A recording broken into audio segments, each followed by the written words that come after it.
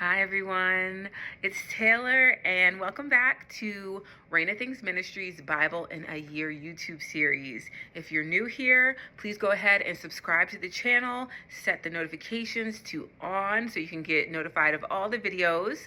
Also, you'll want to go to ReinaThings.com, submit your email so you can get the reflection questions to complete the series. And of course, comment, like, and share, please, please, please. It does help me get this video in front of more people looking to go after God.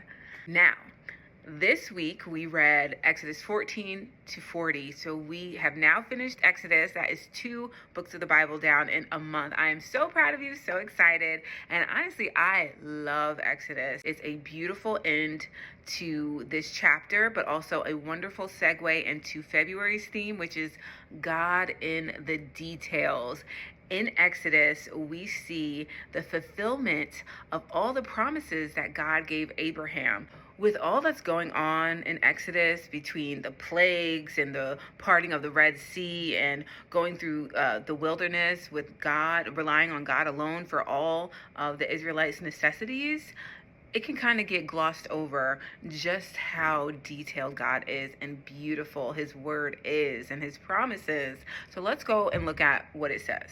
Genesis chapter 15 verses 13 and 14 says, "Then the Lord said to him, 'Know for certain that for 400 years your descendants will be strangers in a country not their own, and that they will be enslaved and mistreated there. But I will punish the nation they serve as slaves, and afterward they will come out with great possession.'" We know that the Israelites are now enslaved in Egypt because Joseph passed away, all his brothers passed away. It's hundreds of years later. The new Pharaoh does not like the Israelites. He says they are way too numerous, which is another prophecy fulfilled right there, that Abraham's descendants would be as numerous as stars. So we have them enslaved and a very large nation. Not only does God say they will be oppressed and enslaved, but He gives a specific amount of time, 400 years they'll be enslaved, which is insane. So God didn't just say, "I'm going to bless you," and that's it. He said, "I'm going to bless you, and this is exactly how I'm going to do it." But God says that when He is ready to deliver them, He will punish the nation that enslaved them. And not only that, but He will give them great and many possessions as they're leaving. So I am actually going to give you guys a little homework this time. I would love for you to find the scriptures that coincide with the promises. As we are walking out our own journey with God and building our faith, we very well could be fulfilling prophecies that came way before us as well. So don't fight the journey. Embrace it and just trust that God is making a way for something better than you could ever imagine. Oftentimes, it's the delay, it's the severity of the circumstances that when God actually brings it to us, makes it so much more meaningful. It is in those times where everything seems impossible, where you have exhausted all of your own strength and you are ready to give up, that God can use that moment to bring glory to His name and show how real He is here on earth and to be a testimony. Another main topic that I want to touch on is the fact that as God is fulfilling these promises, He's also providing provision to you. Think about the Israelites. They had to go wandering through this wilderness and they were hungry. What did God do? He sent a sweet bread wafer called manna from heaven so that they would have food every single day. He guided them to rocks, which seemed like they would not at all be a way to receive water when they're thirsty, but they were able to receive water. God makes a way out of no way. Just believe in it. Now, there is a stipulation that sometimes we fight with acknowledging.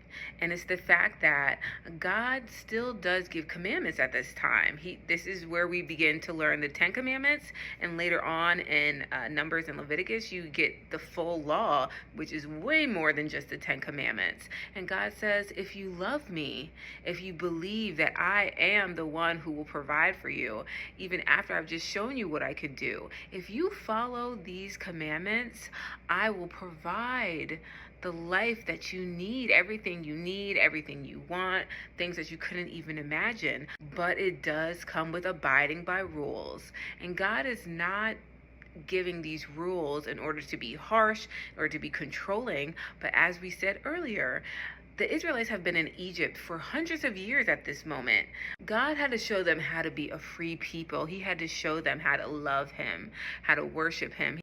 After God delivered the Israelites from Egypt, he couldn't just immediately bring them into the promised land because of the mindsets, the traditions that they were holding on to from Egypt. He had to show them how to be free first. He had to show them what real success and a real life of love and prosperity looks like. Joshua 1:8 says, "Keep this book of the law always on your lips. Meditate on it day and night so that you may be careful to do everything written in it. Then you will be prosperous and successful." Now again, the theme of this month is imperfect beginnings. So don't think you have to be perfect, but this is something that should be your goalpost. This is something that we should all be striving for. Is it easy? No. But is it possible with a relationship with God? Absolutely. I don't want to get too far ahead of myself. I know that was from Joshua, but all of this will start making sense as we continue on this journey. So yes, go ahead. You know what I'm going to say. Ask me questions down below. Like, comment, share this. I am so excited to hear your feedback. Please, I really want to know how you guys are enjoying this, what you think about the Bible so far. And let's get ready for a new week next week and a new book of the Bible. Again, from ReinaThings Ministry, until next time, God bless.